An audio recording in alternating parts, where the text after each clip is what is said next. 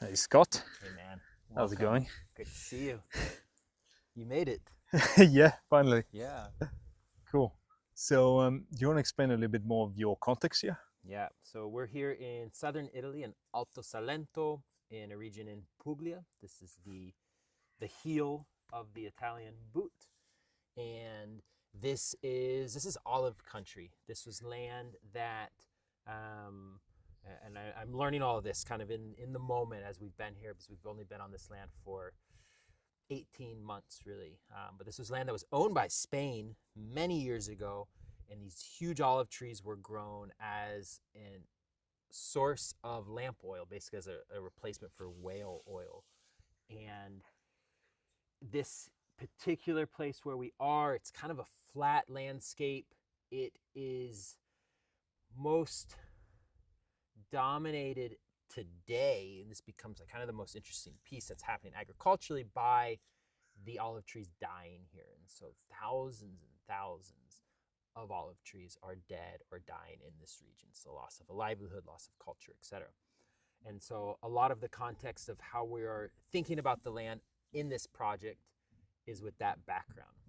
And this project is called Terra Laia. We have 3 hectares here. This is a small gathering space and retreat center that we are just launching now, myself and my partner Amelia, and building out in conjunction with kind of the components of land care, also this people care component to look at the permaculture perspective. So we host retreats here.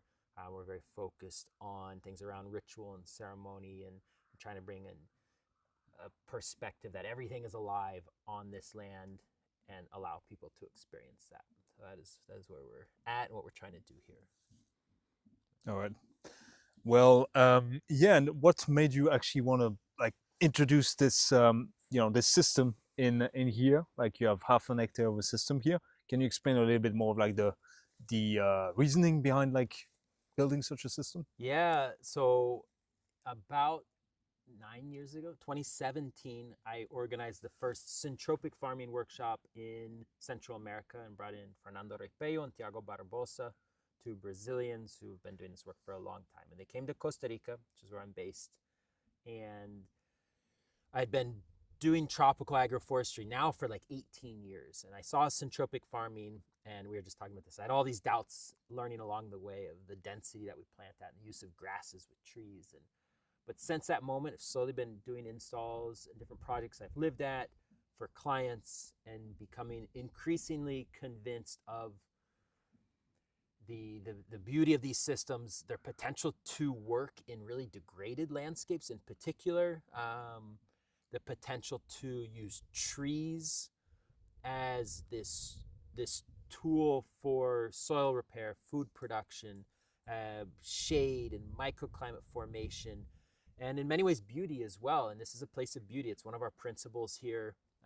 And so when we thought thought about what do we want to do first on the land, we were sure we wanted to create something beautiful that as people enter in the driveway that's behind our dear listeners, they see into these rows stretching out toward the north, and it's the first thing they see on the property. And I think it just brings a lot of curiosity because it looks very different from our neighbors right here that we'll take a peek at in a bit, I'm sure. So, do you want to explain to us what kind of fruit trees you planted in here? Because Yeah. you planted quite a variety of them. There's a lot. Yeah, if you can remember them. If not, I'll put them on the screen. We're gonna On the remember. We're text. gonna remember all of them. There's 105 fruit trees, and then 8 additional grapes. So we have table grapes, table olives, almonds, apricots, peaches, plums, pears, Asian pears, persimmon, pomegranate,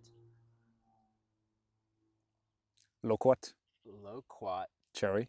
We have sweet and sour cherry, and then we have pistachio, walnut, carob, and then we have a couple oaks, And pecan. different types of oaks, pecan, figs, although they're for support, not for food. Yeah.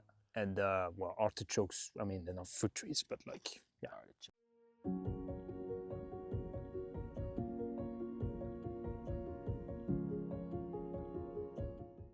That's what we've planted. 2,000 square meter block, 4 meters between rows, 4 meters between every fruit tree. Standardized it to make it simple for myself because I've never planted in this climate before, and the information I was able to get, that seemed good. The pattern is a fruit tree every 4 meters, and then right between we have either an oak, a walnut, a carob, or a pecan. And the vast majority are oaks. Like 70% of those are oaks. It's majority oak. Okay, so to understand well, like you're basically putting a nut tree, or sort of nut, carob's not necessarily a nut, but in between. So it's like kind of a successional planting of a fruit trees, basically, because you can think peaches or that, they sometimes don't live longer than 20, 30 years. Some of these fruit trees won't be here so long. Some will probably be here for a very long time. There's going to be a thinning. The oaks we know we can manage with like a high pollard, and so we can really manage the light on these. And then what we have, so we have our oak, our fruit tree, 2 meters between, and then we have an emergent, so a poplar or an acacia or a eucalyptus. This eucalyptus died, so this is something that we're mapping out. And then in between those, we have a Mediterranean shrub. So there's a little fig over here. We have our lentisco, we have strawberry tree. There's a couple others that we're learning about and playing with. This one is a daisy. And then we have our like Mediterranean macchia that are placenta 2, secondary 1, secondary 2. That's, the artichokes, all of these different types of lavenders, different types of rosemaries, this eropsis, the artemisias, cistuses, mints, oreganos. The butterfly bush is doing really well. And so we're experimenting with those, and there should be one of these shrubs every 50 centimeters as well, down the line. We had garlic in here that we've harvested already, and in some of the rows the edges were planted with fava beans, and we weren't able to do that in all the rows because I ran out of time. But I ideally would have had fava bean on the edge of every row. Yeah, that's quite interesting, because you got to the same conclusion as me, and I've done that for a little bit more time. But like garlics and fava beans are perfect because garlic does not need any irrigation. It's just gonna grow over the winter, no problem. I mean, in my climate, your climate is a little bit more rain, of course, but similar, like cold and heat. In heat, not as much, but cold, more or less. And fava beans as well, super good to prevent weeding. And well, you could get a crop of them, but they're also very good, like let's say support species to prune and offer growth poles. I think you managed to say all the fruit trees. I reckon. That's pretty good. we got there eventually, but like I think it's about 15 different fruit trees there and there, more or less. There's also varieties of I guess it's different varieties also of each, like plums, and there must be citrus, must be not only like lemon or orange, there must be a mix, no? Yeah, it's a mix. What we did for that was we relied on people that have done this for longer. So about an hour and a half north of us, Giuseppe Sanicandro of Regen Habitat is from Bitonto, outside of Bari. He's been here his whole life, and he's been doing syntropic farming for a decade or so. And so we got the chance to stand on his shoulders. So as I was designing the system, I called him up. I was like, what do you think of this selection? What do you think of the varieties? And he gave me these adjustments, and where do I get these? And he was so generous, and it's like, I've got the guy, let's get in touch with him. And so that was, one of the big lessons of coming into this place and being new here. And I have all this experience in the tropics, and sometimes your experience feels very specific to where you are, like why people hire you, for example, or why you're good at something like this is because you know exactly where to buy the best compost. You know exactly who to call to subsoil the soil, and suddenly you're dropped in a new place and you're like, oh fuck, what do I do? Can I curse on this show? Of course, yeah, go for it. And so that's the first strategy we had. It was like, we're calling our neighbors, we're finding people that are steps ahead of us, and that's all of the varietal selection was passed off to his decision making, really. I was like, I trust you, tell me what's best, I don't even need to think about it.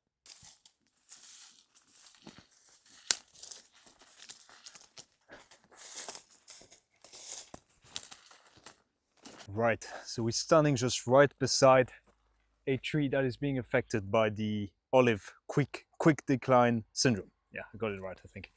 Um, and actually, with your experience, having had like 18 years of experience with agroforestry, permaculture, and all that, what can you say about this? How do you view it? Because with syntropic agroforestry, a lot of the time we will say that these things won't happen because we have a more diverse system, etc. And yeah, I'm really curious to see what your opinion is on the thing.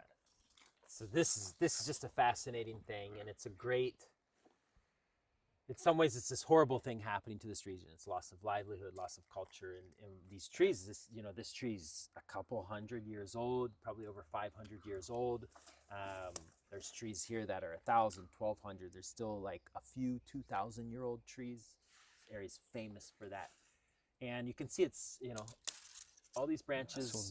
They all have dried out, and so what has happened here is that the xylem in the tree is no longer allowing water and nutrients to move up toward the foliage. The root stays alive, which is why we can see all of these suckers coming up around there. And there's all sorts of theories about why this is happening. The main theory is that there's a bacteria that is transmitted by a little meadow spittlebug, and that bacteria blocks the xylem. It's probably more complex than that. It's probably related to the years and years and years of tillage. We know the consequence of tillage over time. It's probably related to just all the acts of monoculture of these trees producing for a long period of time. I look at this as someone with fresh eyes. Like, I do not know the olive tree. I do not know this region. But if I put on the syntropic lens, if I put on the lens of ecology, like, I see an incredibly senescent landscape. It's like a museum. It's a space that, like, I just think these trees want to go back into the soil. They want to decompose. And they've done their work here. Olives, I think, in the syntropic lexicon are like, they're climax, but they're also transition species. They can live for a very long time, but that doesn't mean they live forever. They also need to be reset. And so I think if we look at the macroorganism, and this can be a shock for a lot of people in syntropic farming, when we do heavy prunings, heavy disturbances, it's like that. Like, ooh, that was like aggressive. I think that's probably what's needed here. Like, many of these trees want to, like, all of this stored carbon is not cycling, it wants to be back in the soil. And that doesn't mean we can't graft new varieties and let the suckers come up and play with those and do things. And there's people working with that. It doesn't mean we should just like cut all the trees down by any stretch, but from an ecological perspective, it feels very much like these trees want to go back into the ground. And so this is kind of the main, I think, struggle in the region. Is you drive around and it's just these huge old trees that are in this act of dying. Yeah, just for context, actually, when I came to the station and Scott picked me up, I saw some trees that were even larger than this one, probably 500 years old or so.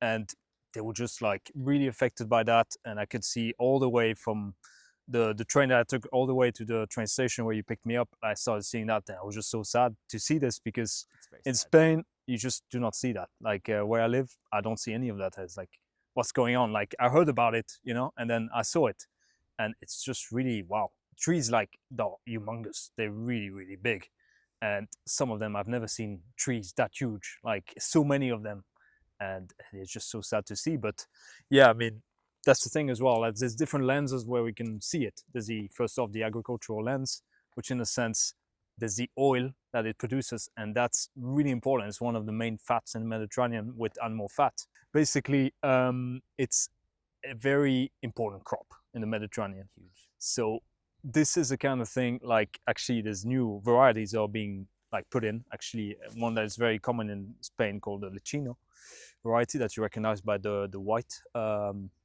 behind the leaf.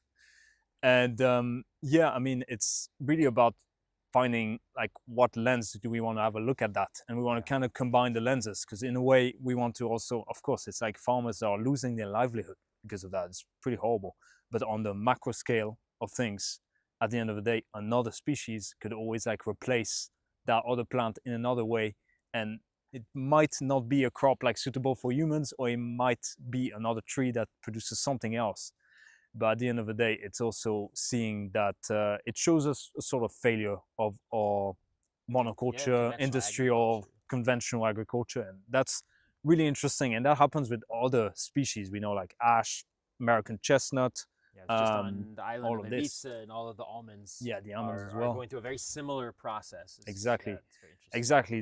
There's that point in that, and then even on the wider scale, you could say even like in forests and all that, it's like senescence going on as well in a sense, and because we don't manage the trees, there's no megafauna to do that. And at the end of the day, I think all of these things are just showing us that yeah, we just got to go a different way about it. And yeah, I mean, I don't know if you have anything else to add to the whole Yeah, I thing, don't know if because it'll you, be yeah, that we replace the olives with different trees, but I think our strategies of land management are what will have to change. And to be put into question. you know, probably the most basic thing is stopping to till the land here. Yeah, Like, yeah. I'm not convinced that everyone's going to turn this into a syntropic orchard that's super diverse and super dense, but it seems reasonable that we could stop tilling the land. And that gets into questions around fire, man-made fire, cultural practices, desertification. Like, it's Yeah. you know, it's complex, but it's also might be 100% necessary. So Of course, and I mean the tilling also removes grasses which animals could eat. So the thing with sheep as well is that they eat the suckers of the olive trees, and sometimes it means, you know, it takes a tremendous amount of time with olive management to cut down suckers, especially if you do it by hand. It's just insane. I mean, I've done it 3 summers, and I just know how annoying it is really to do this work. But at the end of the day, this grass is also extra biomass, and also the olive suckers extra biomass for sheep. It works really well for them to eat from, and the tillage just destroys that. All right, so with such experience, extensive experience in like Costa Rica, Central America in general, and all that, like I'm really wondering for you, like your process, how was it to switch from a tropical climate to a Mediterranean climate? That's totally different. Trees don't grow the same. It's totally different species that you're dealing with, and I'm just wondering because, you know, a lot of people think that syntropic agroforestry only works in the tropics, subtropics. Some people think that syntropical means like it has tropical in it, so it means that, you know. But at the end of the day, it can be used in every single climate. And I'm really wondering, and actually, I'm quite impressed with the species that have been used and all of that. Like you've managed to figure this out really fast. What kind of species can grow where you are? And I'm just wondering how did that process go for you? yeah, I love the question because I think it's really relevant for many people because you're coming into either a new place or you've never been on the land before, right? And you don't like maybe you're not a plant person or you've never really dealt with soil and you want to get into this. So for me, I think I had the advantage of knowing which questions to ask. So I didn't know the answers, but I knew what questions to ask. So very simple was like, how should I prepare the soil? In Costa Rica, we usually just do a simple tilling and a rototiller. That's it. And that's what I ended up doing here. I would have loved to subsoil, but I could not find a subsoil around. Many people here use an auger for where the trees are going to go. I think that would have been a great thing to do. Did not do that, but I knew questions to ask and I could explore the answers to those. And so to get answers to those, it was a combination of just some good old-fashioned research, like looking on the internet, trying to find historical information about this place. It was a combination of that, talking to neighbors, where you have to have a strong filter in that, especially if you're coming to a place like, let's call it a southern culture, so like Latin America, southern Mediterranean. It's people will tell you things. You have to take it with a grain of salt. They've done things a certain way for a long time, but that might not be how you want to do it. So you really have to filter that information. And then I was really just like, who's done this for 5 years? Whose shoulders can I stand on? So I went over to Portugal to Mark Leiber's place and spent a few days there. We're fortunate to be between Regen Habitat and Amadeco in the south. So I visited both of those projects and just started mapping out really what species were they using. Because once I could kind of put the species in a general box, so like eucalyptus, poplar, acacia, you know, we use eucalyptus and acacia in the tropics. So I know how these grow. okay, what are the Mediterranean machi? I understood that that was the layer that does photosynthesis year round, perhaps, or a lot of these plants do. They're still green in this, we're moving into summer now. It's like, what does that even mean? What's included in that? And so seeing what other people grew, and it was just building that list out, and I would just vaguely put that in, like, this is my shrub layer. Mm-hmm. Like, I don't know yet, like, which of these plants will live for 2 years, which ones will be here for 5 years, which ones will be here for 20 years of the shrub layer. So I'm just gonna put them all in here, and that's really been the process. And then also a filter of, like, what can I source? I wanted false pepper in here. This is amazing plant, right? Chinus mole. I couldn't figure out how to get it in my, like, runway up to planting, so it's not in here. Could I add it in the future? Yeah, maybe I will. I don't know. We'll see. I'm not so worried about that. But you have to shift. It's like, okay, well, I found this other thing and I have a lot of it. Let's use that instead. That was really my process. What I've personally found is it takes me like 1 year to then feel like I understand the thing. Like the first 3 months here, I was just like, I was pretty overwhelmed, and my brain felt like a computer, like just moving at hyper speed, where I didn't know what the shrubs on the side of the road were. And you're like, I'm walking on our road all the time. I'm just like, what is this? There's 2 types of oaks. Which species are these? Oh, I don't fucking know. And you're in that little process. You're in that process. A year later, as we've been here 18 months and I've been on the land 9 of those, I'm like, okay, it's a bit calmer. I have a better understanding. Seen some growth, seen some things die, seen some things sprout. And I don't think there's any other way to do it other than, like, be in it as well. And that's the other Mm-hmm. piece we just recommend to people. Always, always, always just start.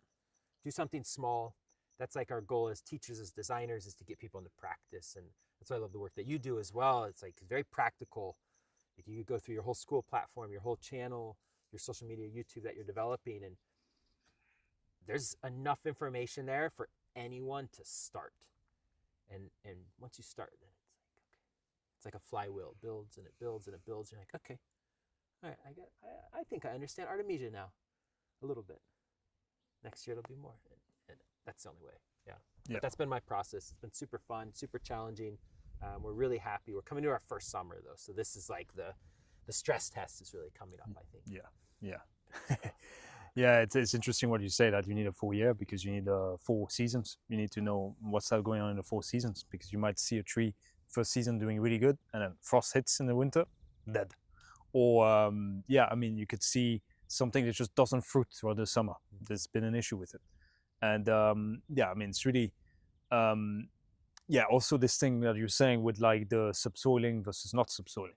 Depends on your soil. Like in my place, I need to subsoil every single place because I've a system's been implemented, like syntropically inspired, like 8 years ago. The almonds are about this size after 8 years because it was just rototilling.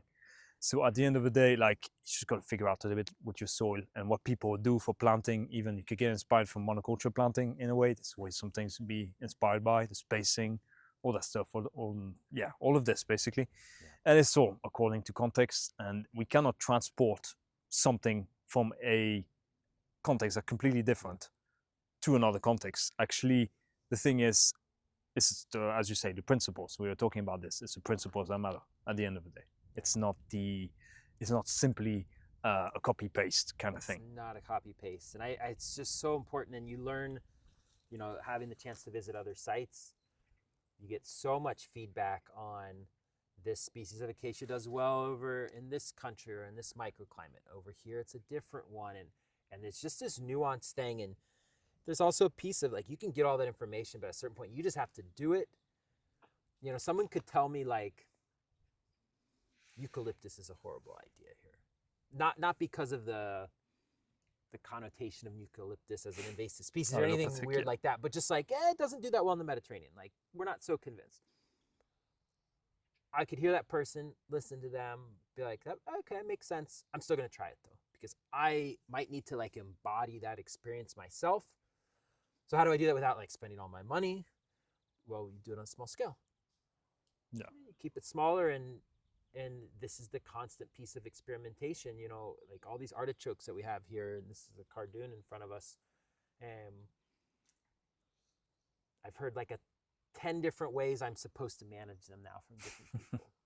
So what am I going to do? I'm going to go through each line and do a little bit different management. Let's see what happens. Get a little bit more information. This is a process. It's good. It's nice. Yeah. I mean, the main issue with this work is that people will just take for granted what someone says and says, oh, it hasn't worked in my place. But it could be even as far as like the other land that's just right behind. It might have different nutrients. It might have had a completely different management. And then there's maybe much more topsoil. Maybe there's a bedrock that is much higher up. It's many different things. So it's really, as Scott is saying, like the high diversity on a small scale from the beginning kind of approach. Like this is really useful. And even if someone tells you a plant is doing amazing over there, like a kilometer away, okay, plant it out, but you don't know if it's going to be the best. We don't know that. It's kind of an experimentation in a sense. Obviously, if on your land you see certain trees are doing good already, that tells you something. And that's the best actually on your land that you see this. Or go compare if it's a similar soil on your neighbor's like land. You were surprised to see our walnuts looking so nice. Yeah, they are. What gave me confidence is that there's a walnut on the property over here that's, I don't know what, maybe 10 years old? Probably. It's doing great. We had walnuts. It's full walnuts again. Mm-hmm. I'm like, oh, all right, walnuts happy here. Let me plant walnuts. And sometimes it's just simple. I had zero desire to plant walnuts or expectation, or didn't even cross my mind that walnuts would be a Mediterranean tree. I'm from Ohio. We have like huge walnut trees there. That's where I associate them. And that's just observation. It's something very basic, but that's how we start making these decisions in a really practical way. And, you know, as we expand here into the next systems, well, maybe I should grow more walnuts. You know, I was like, oh, I want to grow chestnuts. I'm like, oh, walnuts doing great. Like, why should I fuck around with something else? We'll probably do some chestnuts. Just to try it out. It's this kind of idea of no discrimination kind of thing, because that's the thing. Well, first off, when we do syntropic agroforestry, for the most of us, we stop thinking, first off, allelopathy, competition, because we know, for example, eucalyptus, it can be highly competitive, could make a lot of shade, but we know by pruning it 5 meters tall, that's going to be a totally different experience with that tree. So first off, with that, even a plant called invasive, like we need to realize this in the Mediterranean, if we cut it out, like if we cut it 2-3 times a year, and then you just cut the new shoots coming up, you're eventually going to kill it. Like if you go in the middle of July, August, and you cut down an acacia like once, and then maybe it resprouts, you cut it down a second time, it's going to die. It's almost certain it's going to die in a way. So it's really not that difficult, especially in that context. Tropics, probably different. But yeah, it's also this no discrimination approach. Like that's super, super important. And it's like, yeah, that's how you figure out what works, what doesn't.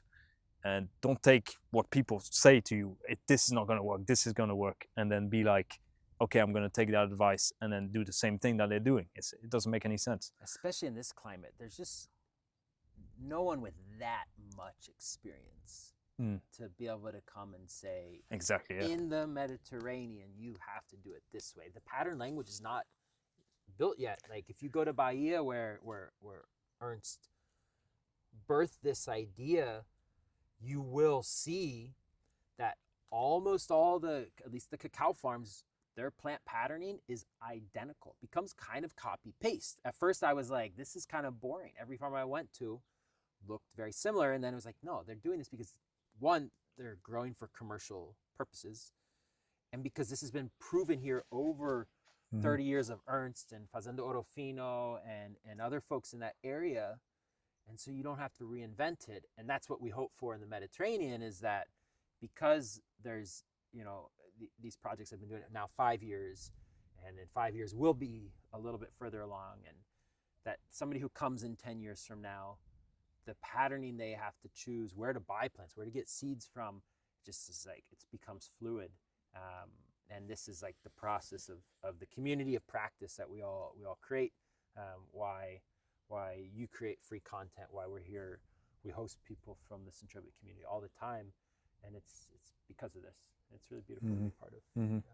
Yeah. I mean, the other opposite mistake might be like the zone pushing, like that you basically avocados in a place that gets frost. Like, I mean, okay, you could try it out, but like plant by seed, don't go buy €30 like grafted avocado, Yeah. and even don't expect results. Like, Or if that's your thing, yeah, and you just love it, and that's what you're like the purpose of your system and space is, great. Because I'm in the tropics, like I don't give a shit about planting mangoes here, avocados here. We grow those in Costa Rica. Yeah. So a big part of it comes down to your purpose and understanding how like, experimental your space is. While I find that this arrangement of plants is very experimental, I don't know if there's any plants in here that are experimental. They've all been grown here forever. Yeah. We're not pushing the edges. Yeah. It's the strategy that's very radical.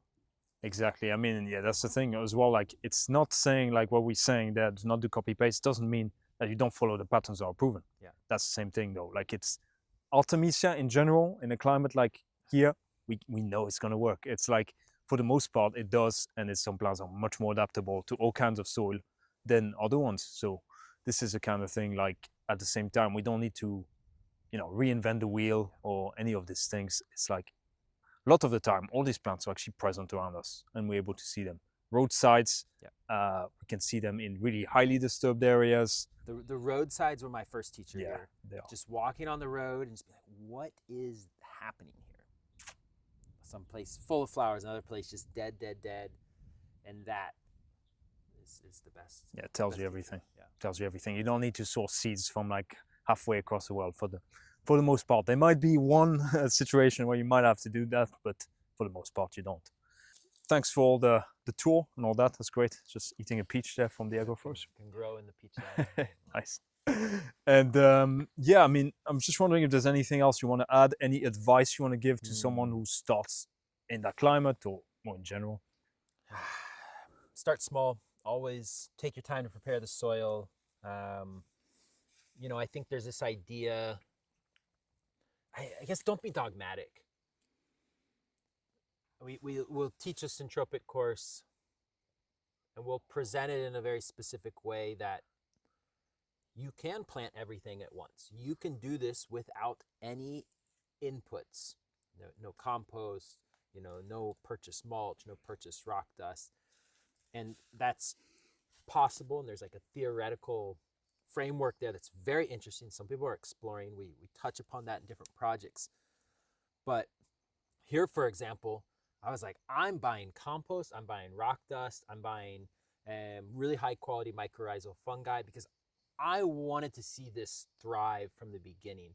And in my research, I saw so many people in like different social groups in the Mediterranean just being like, man, I planted a system and it struggled and it struggled and it struggled. And I was like, I don't want this to struggle. I want this to thrive. And so obviously there's a cost to that.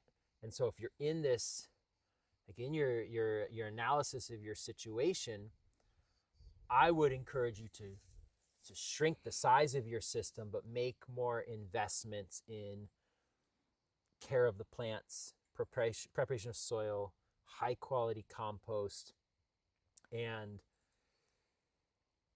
if you in the future want to do a system that has zero inputs and is going to be more extreme in many ways, well, you'll have had some successes. Because if you start off like trying to do things really bare bones and you're just hitting your head against the wall and things are dying, your motivation just plummets.